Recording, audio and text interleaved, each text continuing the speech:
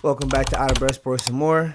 It's your boy DtaeNoDinero here, and this is Dtae Reacts.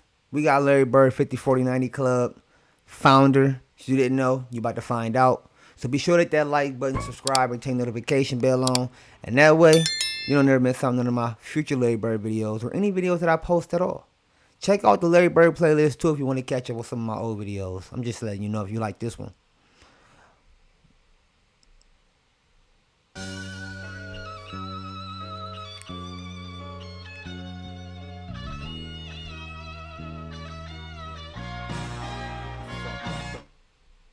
Possibly the greatest of all time.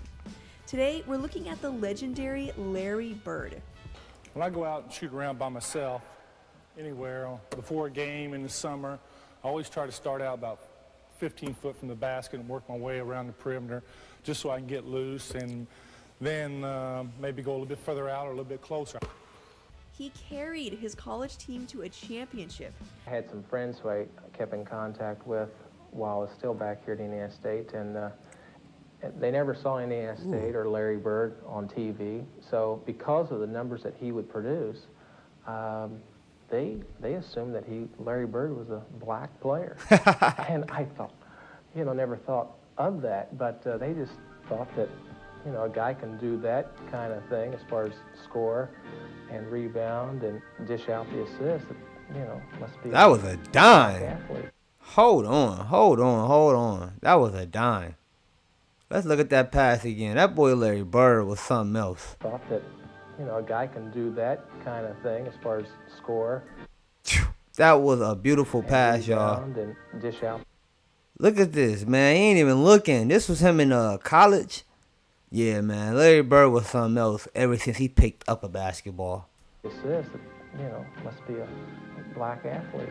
Ironically, the guy brought up this topic. I don't want to start this off being long-winded, but I have to touch on this topic real quick because someone in my comments went out their way to ask me was I making it about race.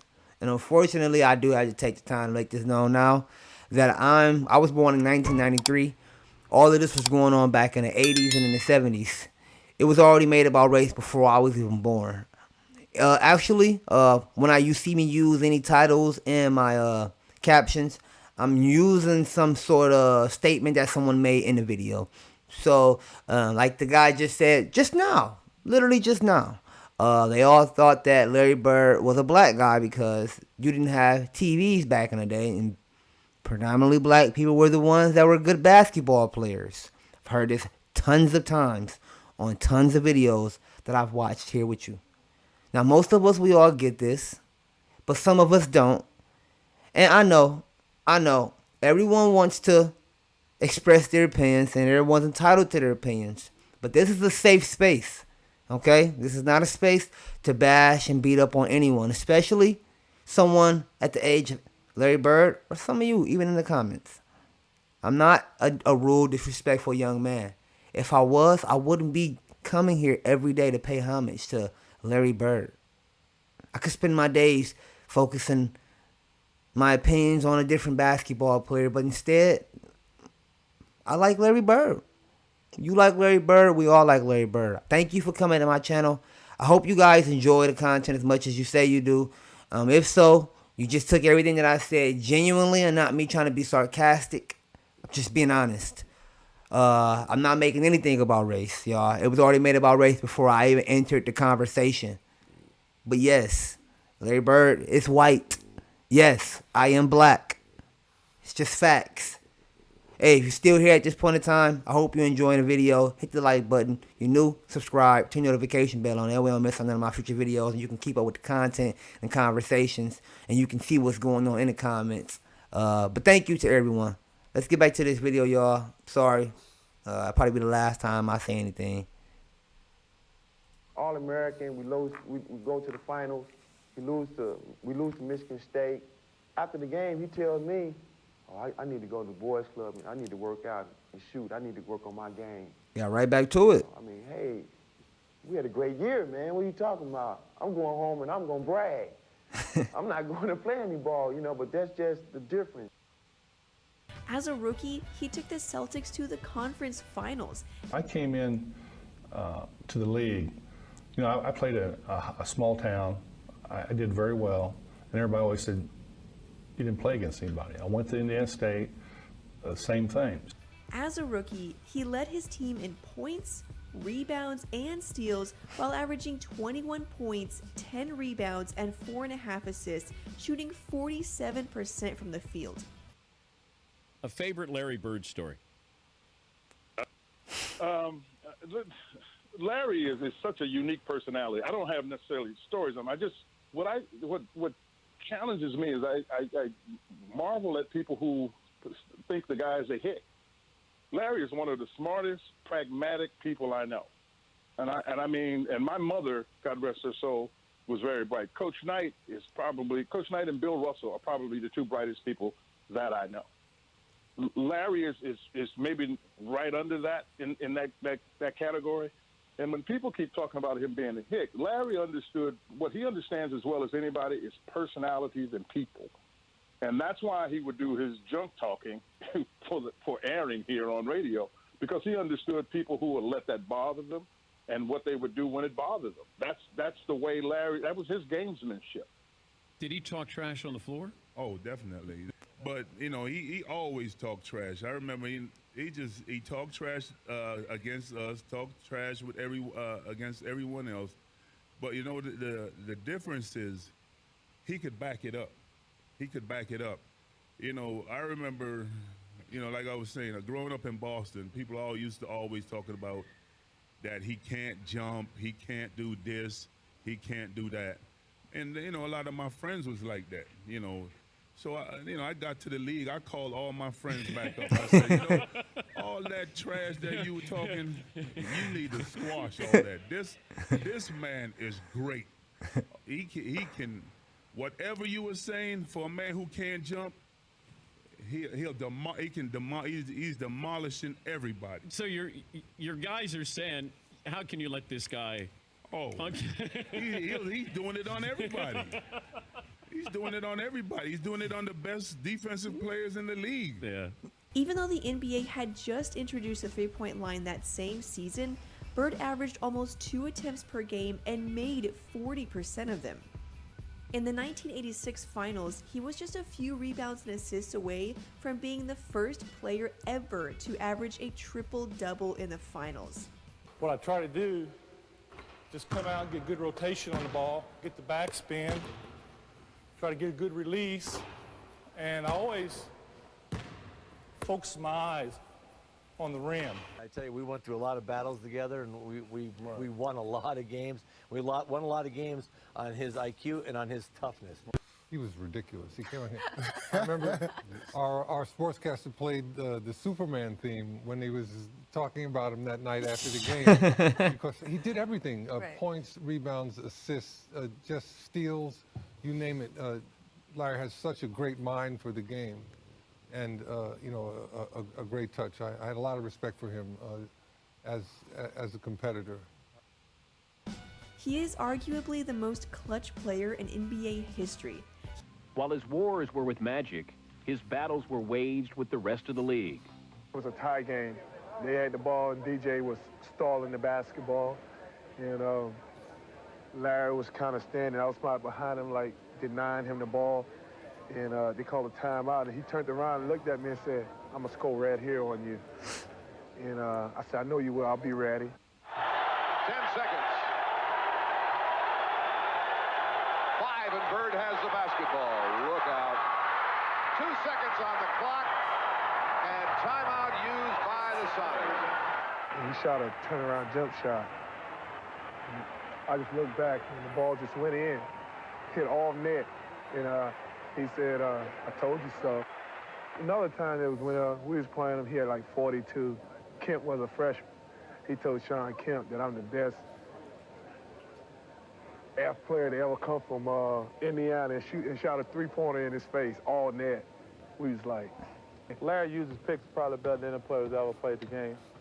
And Larry was on the box, and Robert Parrish was coming down to set a pick on me. The Chief didn't shoot, didn't throw a good pick. So while Larry's in the air, he's got the ball right here, and he's screaming at Chief for not setting the pick. And I'm like, you're screaming at a guy in the air for not setting the pick, and he makes the jumper. I'm like, I couldn't believe that. MJ's Chicago Bulls were swept both times they met Larry Bird and the Boston Celtics in the playoffs. He was MVP 3 years in a row while only missing 3 regular season games and averaging 26 points, 10 rebounds, and almost 7 assists per game. Let me ask you this. Is it fair for me to believe that even black fans, after a while, were perfectly willing to acknowledge that Larry Bird was the baddest white boy ever to shoot a basketball? Oh, that's easy. Okay. Oh, that's easy. I mean, I can tell you right now, Larry Bird could walk, literally in his heyday, he could walk into any black neighborhood in America. And they'd be like, hey, that's Larry Bird. Come on over, you know, because he could ball. He could ball. And Dominique Wilkins, you know, said it best, that's a bad boy. He once scored 20 fourth-quarter points over Dominique Wilkins to seal a playoff victory. Going against a guy with a competitive edge like you've never seen, and a guy that you couldn't make mistakes against because he would find a way to hurt you. And not only that, let's give Larry Bird profound respect. When you could play, first of all, when Larry Bird sat up there and said he didn't see color, I want everybody to know it was truly believable in the black community. Everybody looked it up. Oh, we believe that because Larry Bird didn't care. You could either play or you couldn't. Even though Larry Bird is appreciated among NBA fans, some of his accomplishments have gone unnoticed. He was one of the first stretch. A lot of them. Right. Right. We sit I there. mean, we talk about what's going on today. Larry. You talk about a guy who was 6'9", 6'10", playing the 4, shooting threes. That was unheard of back then. My money, Larry Bird's the greatest big man in terms of shooting the ball ever. I take Larry Bird over Dirk Nowitzki because Dirk is a great shooter. Larry Bird was a break-your-heart shooter. He averaged almost as many career rebounds as Shaquille O'Neal and more assists than Damian Lillard has so far in his career. You know, the age-old question is, Timmy, could he play in today's game, right? Because everybody now is bigger, stronger, faster, jumps higher. Is that true? Because I look at Larry Legend and I go, Larry Legend is a legend for a reason, and he can play in any era. Well, I think his game would have had to adjust to the height, size, and athleticism of the game nowadays.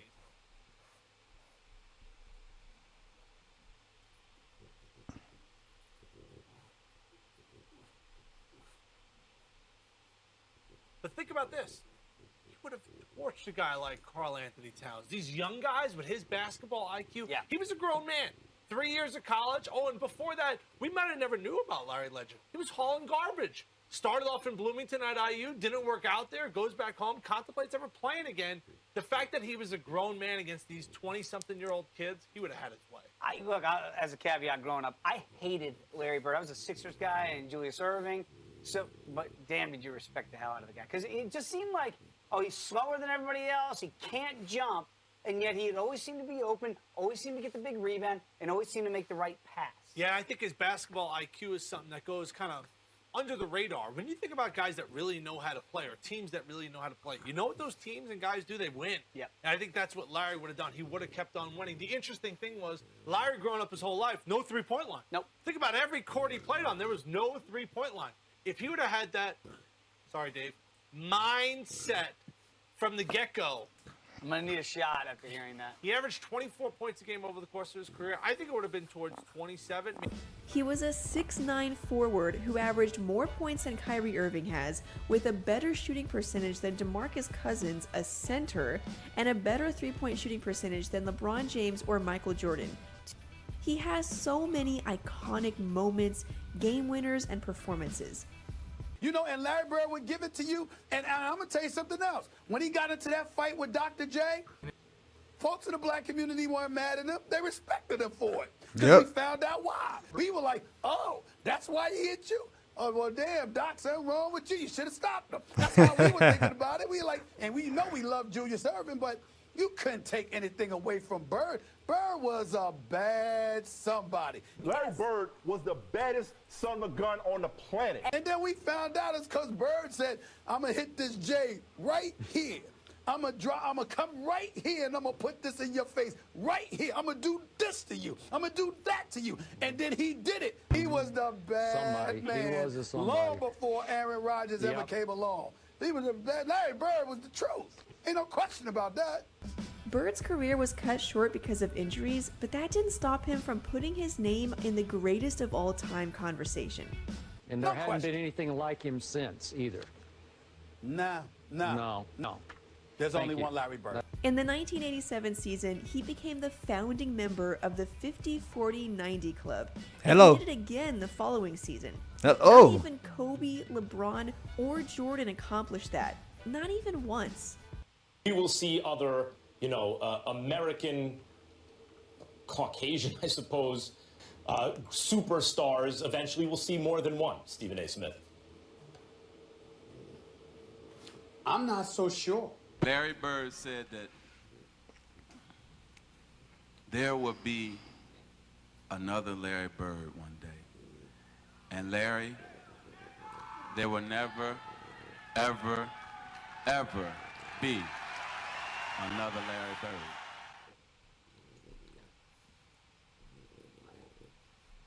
And in that case, I definitely would have to agree. There would never, ever, ever be another Larry Bird. Larry Bird, when you watch these videos, he seems like one of those fairy tale superheroes you always hear about, because no one ever says anything bad about him. No one. I mean, I haven't heard a bad thing being said about Larry Bird yet, besides the fact of the matter that he trash talks you. And you probably deserved it on the basketball court. You thought you was him. No. I'm the legend. I'm the real him. Capital H, capital I, capital M. I definitely enjoyed this video. 50-40-90 founder.